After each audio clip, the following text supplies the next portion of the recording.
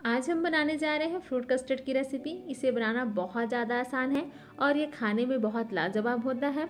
अगर आपके यहाँ के बच्चे फलों को खाने में आनाकानी करते हैं तो आप उन्हें इसके ज़रिए खिला सकते हैं। ये छोटों से लेकर बड़ों तक को बहुत मन भाता है और अगर आप हेल्दी डाइट रूटीन फॉलो कर रहे हैं तो आप अपने इसे ब्रेकफास्ट में ले सकते हैं और शाम की छोटी छोटी भूख को ही मिटाने में ये बहुत हेल्पफुल होता है। दोस्तों, बहुत लोगों की ये शिकायत होती है कि हमसे कस्टर्ड बिगड़ जाता है, तो आज मैं उन लोगों के लिए टिप्स शेयर करने वाली हूँ।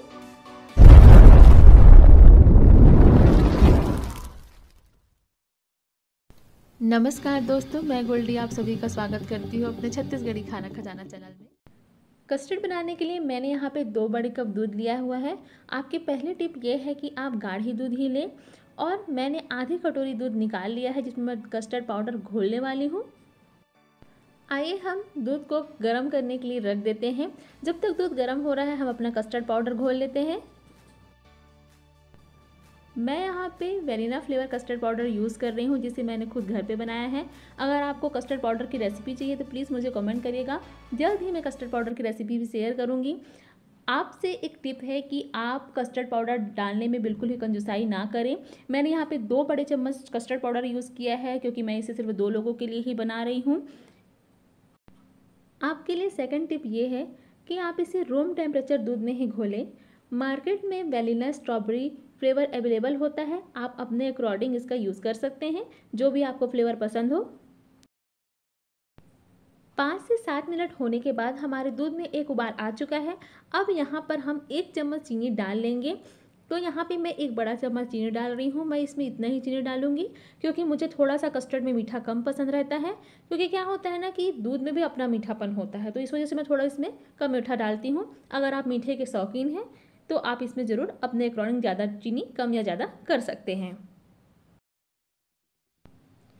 चीनी घुल जाने के बाद अब हम इसमें अपने कस्टर्ड पाउडर जो हमने घोल के रखा है इसे धीरे धीरे करके डाल लेंगे और मिलाएंगे।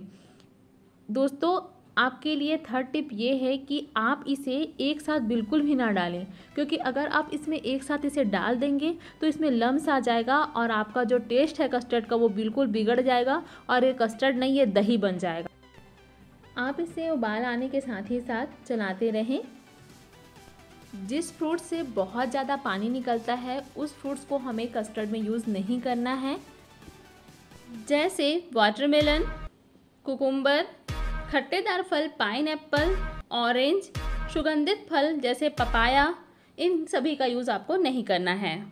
आप 1-1 मिनट में अपने कस्टर्ड लिक्विड को डालते जाइए और इसे चलाते जाइए। मैं जो बचा हुआ लिक्विड है उसे मैं डाल दूंगी।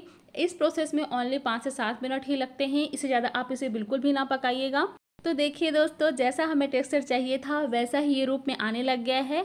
अगर आपको नहीं समझ आए तो आप कलछी के पीछे एक उंगली इस तरीके से लगा के देख लीजिएगा। देखिए दोस्तों, ये बिल्कुल भी नहीं फैल रही है, ये सही कंसिस्टेंसी है जिसे हमें चाहिए था कस्टर्ड के लिए। तो अब दोस्तों मैं इसे ठंडा कर लूँगी।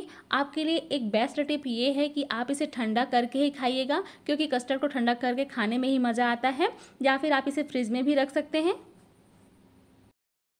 मैंने कस्टर्ड को फ्रिज से निकाल लिया है और ये बिल्कुल सेट हो चुका है, ठंडा हो चुका है। अब मैं इसमें अपने कटे हुए फल को डाल लूँगी। मैं यहाँ पे सेब और अनार का यूज़ कर रही हूँ। आप चाहें तो आप अपने मन पर चाहे फल यूज़ कर सकते हैं या फिर जो आपके बच्चों या बड़ों को पसंद हो। यहाँ पे मुझे कीवी अवेलेबल नहीं हो पाया, अगर आपको कीवी भी अवेलेबल हो जाता है तो आप उसे डाल सकते हैं।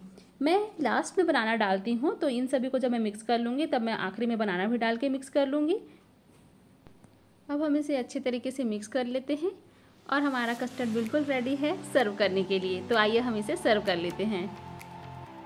यहाँ पे मैं अनार और सेब से थोड़ा गार्निशिंग कर रही हूँ ताकि ये और भी ज़्यादा अट्रैक्टिव लगे, और येलो पे रेड का निखार तो बस क्या ही कहने।